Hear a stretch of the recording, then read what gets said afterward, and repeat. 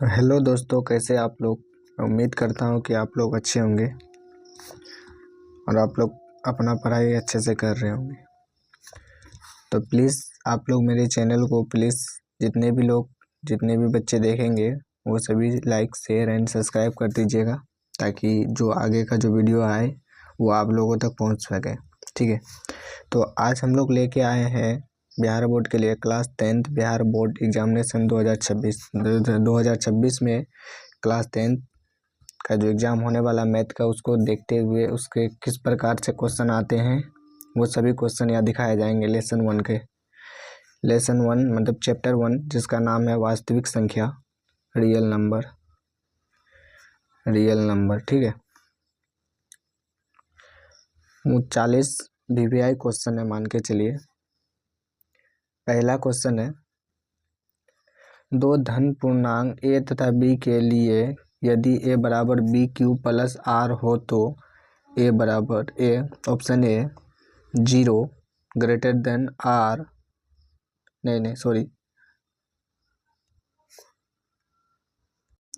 Greater than r greater than b, या a1 greater than r greater than b, इनमें से कौन सा हो जाएगा? तो डी नंबर हो जाएगा। ठीक है, दूसरा क्वेश्चन है, परिमेय संख्या और अपरिमेय संख्या के समूह को क्या कहते हैं? वास्तविक संख्या कहते हैं। क्या कहते हैं? वास्तविक संख्या। ऑप्शन ए सही हो जाएगा। दूसरा क्वेश्चन है, क्या पूर्णांक संख्याओं को संख्या रेखा पर व्यक्त किया जाना संभव है? क्या संभव है? हाँ, ऑप्शन बी हो जाएगा, हाँ। दूसरा क्वेश्चन है, प्राकृतिक संख्याओं के समूह में शून्य समेत ऋण संख्या को शामिल किया जाए तो यह कैसी संख्या होगी? तो यह कैसी संख्या होगी? पूर्णांक संख्या होगी। मतलब कि कहा जा रहा है प्राकृत संख्या, मतलब गिनती की संख्या को प्राकृत संख्या कहते हैं। 1 2 3, इसमें शून्य को -1 -2 -3, तो एक संख्या रेखा पर अगर जो दर्शाया जाए तो ये कौन सी संख्या हो जाती है? पूर्णांक संख्या हो जाती है। ठीक है, वही पूछा गया है इसमें। दूसरा क्वेश्चन है, संख्या रेखा पर पूर्ण संख्याओं का निरूपण होगा अथवा नहीं? संख्या रेखा पर पूर्ण संख्याओं का निरूपण होगा या नहीं, मतलब संख्या रेखा पर पूर्ण संख्या को हम दर्शा सकते हैं कि नहीं? हाँ, दर्शा सकते हैं। ऑप्शन ए सही हो जाएगा। दूसरा क्वेश्चन है, सभी प्राकृतिक संख्याओं के संग्रह शून्य समेत को क्या कहते हैं? मतलब कि शून्य समेत बोल रहा है, प्राकृतिक संख्या 1 2 3 4 हो जाती है, अनंत तक हो जाएगा, इन्फिनिटी तक।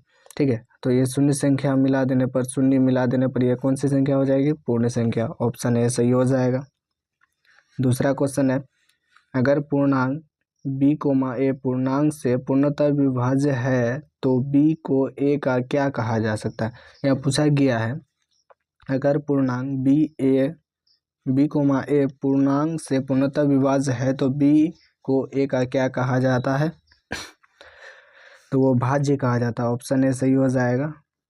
दूसरा क्वेश्चन है, क्या जीरो किसी पूर्णांक को विभाजित करता है? या क्या जीरो किसी पूर्णांक को विभाजित करता है? तो ऑप्शन बी नहीं। दूसरा है, यूक्लिड विभाजन एल्गोरिथम का उपयोग कहाँ जाता है? मतलब यूक्लिड विभाजन एल्गोरिथम जो है किस में यूज करते हैं? लॉसो निकालने में, या मोसो निकालने में, या 3 धनात्मक का, मतलब 2 धनात्मक पूर्णांकों का मोसो, या 3 धनात्मक का मोसो या लॉसो? तो किस में होता है? 2 धनात्मक पूर्णांकों के मोसो निकालने में होता है। ऑप्शन बी सही हो जाएगा आपका। ऑप्शन बी सही हो जाएगा। दूसरा क्वेश्चन है, धनात्मक विषम पूर्णांक किस रूप में होता है? विषम संख्या किस रूप में होता है? 2q + a में, 2q + 1 में होता है। ऑप्शन डी सही हो जाएगा आपका। 10 का ऑप्शन डी सही हो जाएगा। दूसरा क्वेश्चन है, 2 धनात्मक पूर्णांकों a और b का HCF सबसे बड़ा पूर्णांक d है तो d द्वारा विभाजित होगा। d द्वारा कौन विभाजित होगा? केवल a होगा या केवल b, या a और b दोनों हो जाएगा? क्या हो जाएगा? a और b दोनों हो जाएगा। दूसरा क्वेश्चन है, 2 धनात्मक पूर्णांक c और d, c greater than d, तो इसका HCF होगा अगर शेषफल r बराबर 0 हो। तो इसका इसका शेषफल r बराबर 0 हो तो इसका क्या हो जाएगा? इसका क्या हो जाएगा तब, इसका क्या हो जाएगा, या डी हो जाएगा या सी हो जाएगा या आर हो जाएगा या सी डी हो जाएगा, तो क्या हो जाएगा, डी हो जाएगा। ठीक है, दूसरा क्वेश्चन है √18 का परिमीकरण गुणांक क्या है। √18 का परिमीकरण गुणांक क्या है, मतलब किसमें पूछा गया है कि √18 को तोड़ने पर, जैसे √18 का इसका तोड़ा जाए 2 3, ठीक है, तो इसका अगर जो निकाला जाए तो क्या आ जाएगा, 2 × 3 × 3, तो ये रूट में आ सकता है, √3 नहीं मतलब सॉरी ये 2 आ गया। ठीक है, ये 2 है, ये अकेले है तो ये रूट में हो जाएगा, 9 हो जाएगा अगर जो रूट में, तो ये 3 आ जाएगा, ये रूट में ही हो जाएगा। ठीक है, तो इसका ऑप्शन हो जाएगा √2, ऑप्शन बी। दूसरा क्वेश्चन है अपरिमेय संख्याओं को p/q के रूप में व्यक्त किया जा सकता है। अपरिमेय संख्या को p/q के रूप में व्यक्त किया जाता है, तो नहीं। दूसरा क्वेश्चन हो जाएगा आपका यूक्लिड विभाजन एल्गोरिथ्म दो धनात्मक पूर्णांक के निम्न में से किसे प्रकलित करती है, मतलब कौन सी संख्या, तो मोसो निकालने में होता है। दूसरा क्वेश्चन है दो संख्याओं a और b का लोसो, सॉरी ये क्वेश्चन ही गलत है। ठीक है, हम देखे थे दूसरे जगह तो वहाँ पे था a एंड 18 का एलसीएम है 36। ठीक है, तो मोसो है HCF 2 है, तो ठीक है, तो ए का मान आ जाता है इसका 4 आ जाता है, ऑप्शन सी इसका आ जाएगा, आप लोग निकालिएगा, ऑप्शन सी आ जाएगा। ठीक है, दूसरा क्वेश्चन है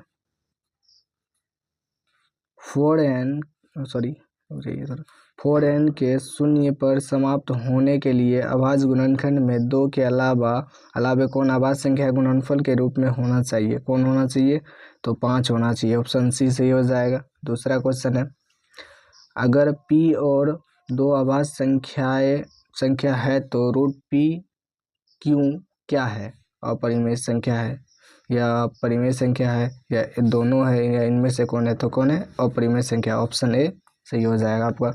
दूसरा है सबसे छोटी अभाज्य और भाज्य संख्याओं का गुणनफल। सबसे छोटी अभाज्य संख्या क्या है, 2, सबसे छोटा अभाज्य संख्या क्या है, 4, तो दोनों का गुणनफल कितना हो जाएगा, 8, तो ऑप्शन सी सही है।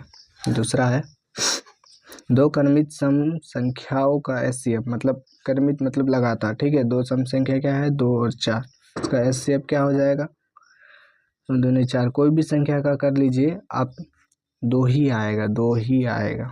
ठीक है,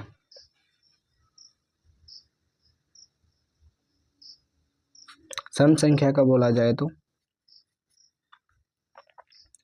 दूसरी संख्या अभाज्य संख्याओं की संख्या अपरिमित रूप से है। अपरिमित मतलब अभाज्य संख्याओं की कितनी संख्या है, तो अनंत संख्या है, ऑप्शन सी। निम्नलिखित में कौन अभाज्य संख्या है, निम्नलिखित में से कौन अभाज्य संख्या है, 8 या 9 या 11 या 15, तो कौन है, 11। ठीक है, दूसरा क्वेश्चन हो जाएगा 625 के अभाज्य गुणनखंड में 5 का अधिकतम घातांक है।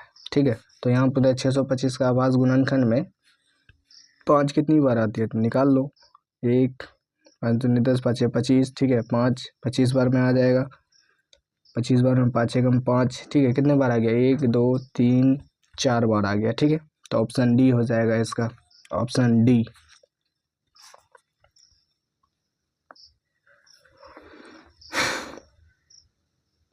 ऑप्शन डी आ जाएगा। ठीक है, सॉरी ऑप्शन डी आ जाएगा। तो दूसरा क्वेश्चन है लोसो बराबर क्या सूत्र होता है, लोसो बराबर सूत्र होता है एक। ठीक है, लोसो बराबर पहली संख्या यहाँ दिया गया a, दूसरी संख्या b बराबर दिया गया मोसो। ठीक है, तो ये सूत्र हो जाएगा यहाँ पे, ऑप्शन नंबर सी। ऐसे लोसो बराबर सूत्र होता है पहली संख्या इंटू दूसरी संख्या बटे मोसो। ठीक है, राइटिंग भी ध्यान मत दीजिएगा, बराबर हम जो बोल रहे वो सुनिए। ठीक है, उतना राइटिंग अभी नहीं है, वह धन पूर्णांक जो एक अथवा स्वयं से भाज्य हो किस तरह के पूर्णांक होते हैं? किस तरह के पूर्णांक होते हैं? वो अभाज्य संख्या होते हैं। अभाज्य संख्या में क्या होता है? वैसी संख्या जो एक और स्वयं से विभाज्य हो उसे अभाज्य संख्या कहते हैं, ठीक है। और भाज्य संख्या क्या है? वैसी संख्या जो एक और स्वयं से भाग लेकर अन्य किसी संख्या से भी भाग लगे वो अभाज्य संख्या, एक भाज्य संख्या कहते हैं। सम संख्या वैसी संख्या से जो दो से पूर्णतः विभाजित हो उसे सम संख्या कहते हैं। विषम संख्या कैसे कहते हैं? वैसी संख्या जो दो से पूर्णतः विभाजित ना हो उसे विषम संख्या कहते हैं, ठीक है। दूसरा क्वेश्चन है 7 × 11 × 13 + 13 किस प्रकार की संख्या है? किस प्रकार की संख्या है? तो ये अभाज्य संख्या हो जाती है। किस प्रकार की संख्या? अभाज्य संख्या हो जाती है, ठीक है।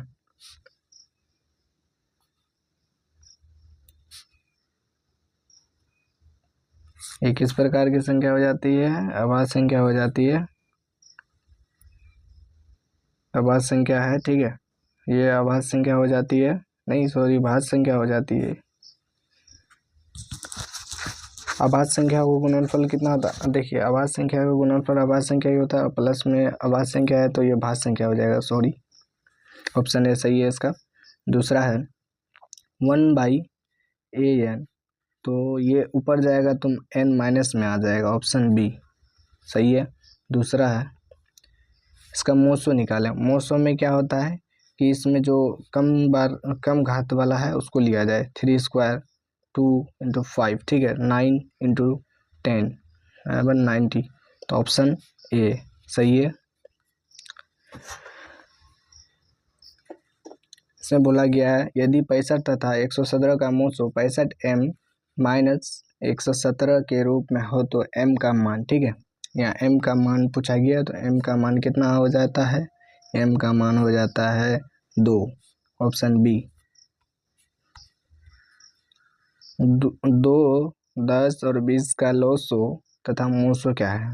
2, 10 और 20 का लॉसो निकाल लीजिए आप, डायरेक्ट ही निकाल लीजिए। 10 या 5 से जाएगा, 5 × 5 5 दूनी 10, कितना हो जाएगा? 5 × 20 हो जाएगा, ठीक है। और इसका मोसो हो जाएगा 2, ठीक है। तो इसका ये 10 बार से आ गया, 10:1, देखिए कहाँ पे है? Option number B.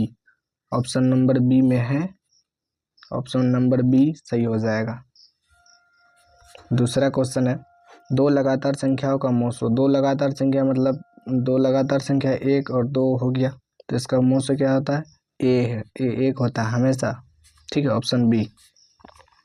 दूसरा क्वेश्चन है 5005 के कितने अभाज्य गुणनखंड है? ठीक है, ये तो 5005 के कितने अभाज्य गुणनखंड है, निकालिए। 5005 के कितने अभाज्य गुणनखंड है? ये 5 से आ जाएगा, 1 0 0 1, कितना आ जाएगा? 4 आ जाएगा मेरे हिसाब से, देखिएगा आप लोग निकाल के, ऑप्शन बी।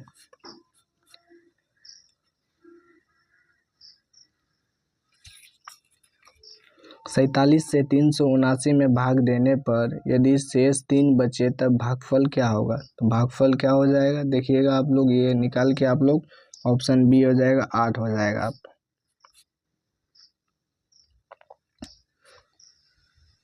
सबसे छोटी अभाज्य संख्या कौन सी है? सबसे छोटी अभाज्य संख्या कौन सी है? तो ऑप्शन नंबर सी 2 हो जाएगा,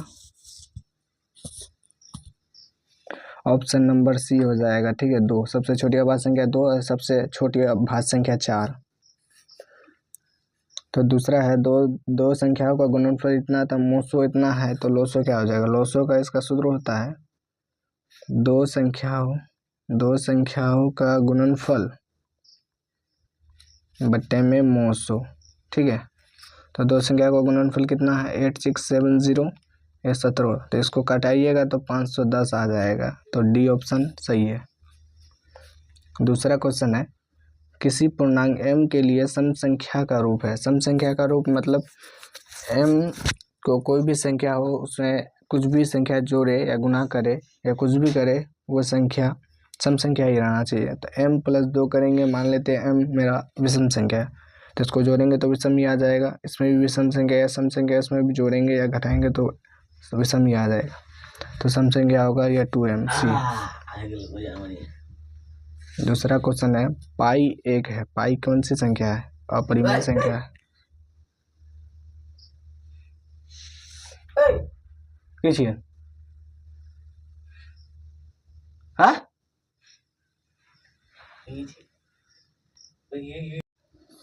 तो पाई एक कैसी संख्या है? पाई एक अपरिमेय संख्या है।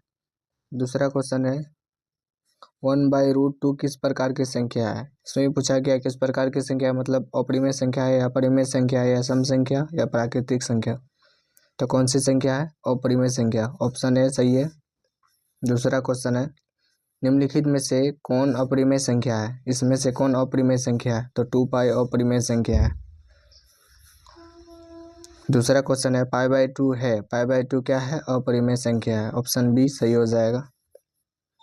तो बस इतना ही क्वेश्चन है आज। मैं उम्मीद करता हूँ कि आप लोग को समझ में आया होगा और इसी प्रकार के क्वेश्चन आते हैं, आप लोग देख लीजिएगा इसको अच्छे से। ठीक है, धन्यवाद, थैंक यू।